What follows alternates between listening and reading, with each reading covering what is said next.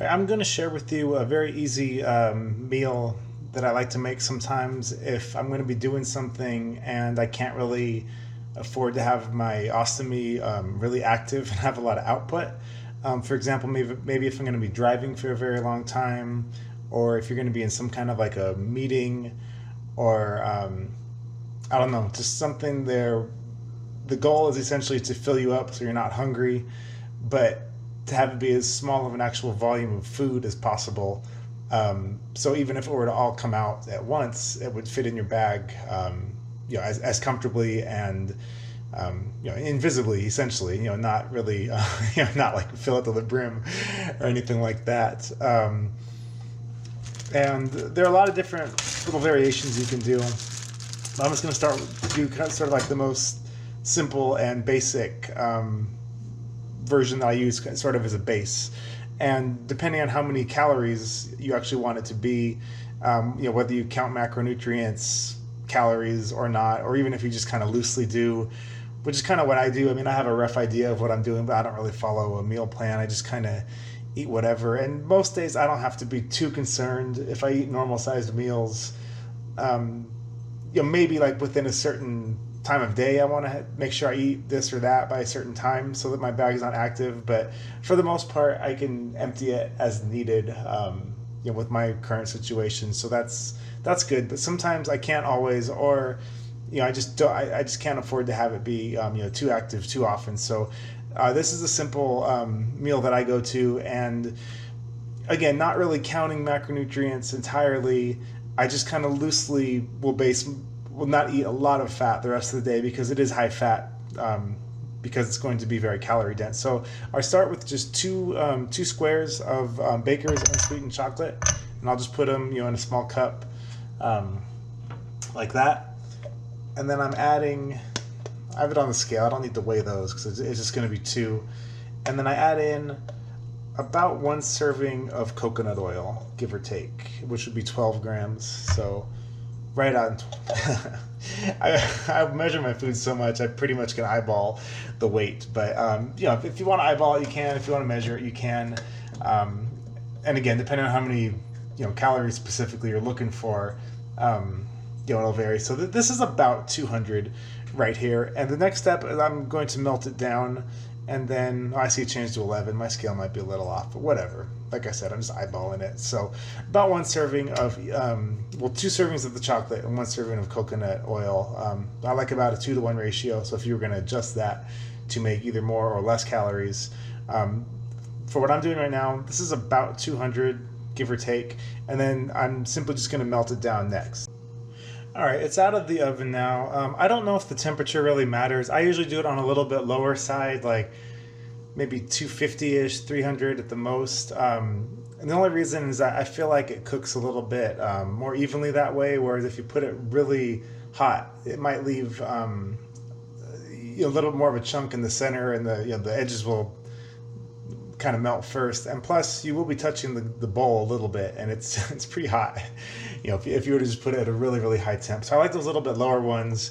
It cooks more evenly, and it's not going to be quite so hot to touch. So then what I'll do is I'll just add some peanut butter, although I suppose you could add any kind of nut butter. Also one serving going with this ratio that I'm working with. That'll be 32 grams. So see how close I can get there. Like I say, I was just bragging about how good I am at eyeballing. So let's see. That's a little too much. I'm guessing this is about 20, 26, 28 maybe. 25. Pretty close. So let's see if I can get up to about 32. 34. It's close enough. You know me, I like to eat. I'm always going to go a little over my calories. Usually I'll let that get in the cup, and it'll kind of start to melt a little bit as well. If it's something that if it's peanut butter that is going to be need to be refrigerated, you'll want to put this in the refrigerator afterward. But the chocolate and especially the coconut oil is going to be pretty hard when you actually eat it. So you'll want to let it sit or possibly even put it in the oven again at a very, very, very low temperature, just so I can get more of a kind of fudgy, maybe like thick frosting consistency. That's what I like. Yeah, if you want it rock hard, it's not going to taste any different. It'll be cold. That's fine too. But I like it at that consistency. Like a thick frosting is perfect for me. But also while it melts, this gives me a chance to talk about some of the other things. For example, you might be asking, well, you said you could put other things in there. This is just a base. What else could I add to it?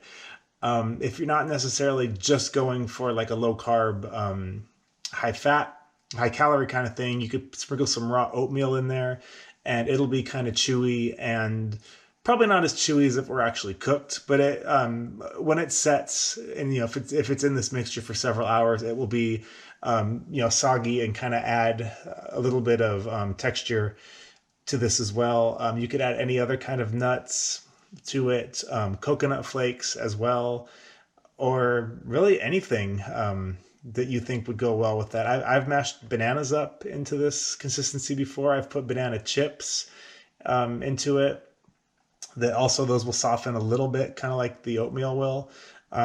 So yeah, I mean, those are just things that I've tried. I mean, anything that you think might be good in there could work. Or you might be looking at this already and thinking, dude, this is disgusting. I would never eat this in my life. So whatever works for you.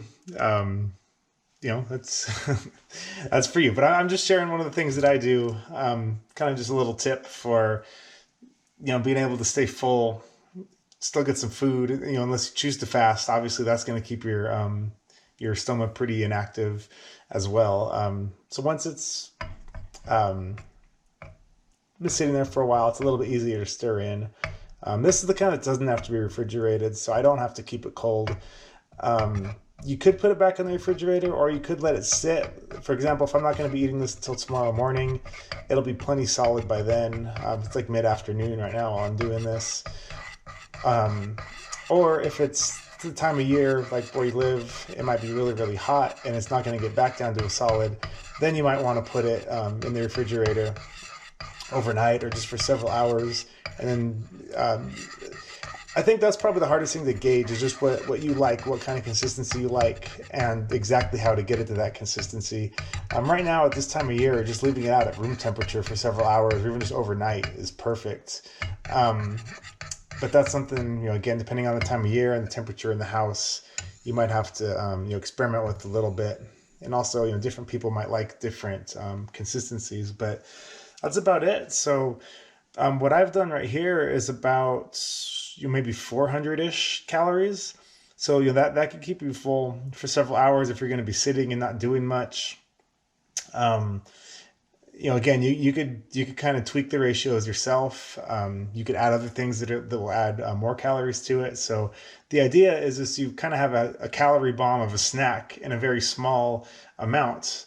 Because quite frankly, this pretty much looks like the output. When it goes in, it's not going to look much different coming out, and it's going to be the same size. So, if you're sitting somewhere and you can't empty your bag, that's going to be plenty comfortable. If you had to. So that's just one thing I like to do. If I'm in that situation, just thought I'd share that. If that's interesting or helpful to anybody, and I'm going to let that sit overnight, and I'm going to enjoy that tomorrow actually as a pre-workout meal. So I'll see you then, and we'll eat it. And actually, one more optional thing that I like to do, and it really doesn't serve much purpose other than it just gets a little bit more chocolate to it, which chocolate often gets a bad rap, but that's obviously because most chocolate that you think of are loaded with sugar, like in candies or cakes, fudge, brownies, and that kind of thing. But pure unsweetened chocolate is actually very good for you. It has a lot of health benefits. It has strong antioxidant properties. It improves your mood. Obviously, has a little bit of caffeine as well. It gives a little bit of energy. If you're using it throughout the day or for a pre-workout or something like that, it increases muscle glucose uptake. It just has a lot of benefits that we don't think about because again we think of like candy bars and stuff. So I just like to sprinkle a little bit of cocoa powder right just along the top. And other than the health benefits that I just said, that are obviously already in the chocolate as well, it will almost form a little bit of not really like crunchy or crusty enough to really call it a crust, but it will give a little bit different texture just right to that top layer. In addition to the coconut oil as it kind of settles, especially if you have it a little bit cold where it's very solid, you'll definitely notice a, a significant or noticeable, kind of layer and change in texture on the top. So, yeah, if you want to try that too, that's something I like to do. All right, so it's now very early morning and we got the consistency we want. So I'm just gonna put a spoon in and see if I can demonstrate. Yeah, so there's a little bit of a crust there, like I said, and then it's kind of like a chocolate frosting or fudge consistency and ready to eat.